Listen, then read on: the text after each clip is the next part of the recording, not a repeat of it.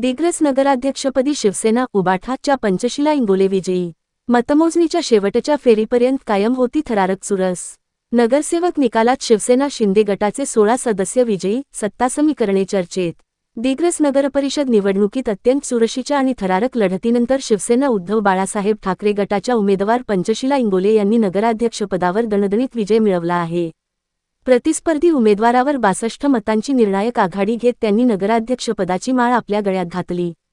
मतमोजणीदरम्यान शेवटच्या क्षणापर्यंत चुरस कायम होती। प्रत्येक फेरीत मतांचे अंतर कमी जास्त होत असल्याने दिग्रस शहरातील राजकीय वातावरण कमालीचे तापले होते।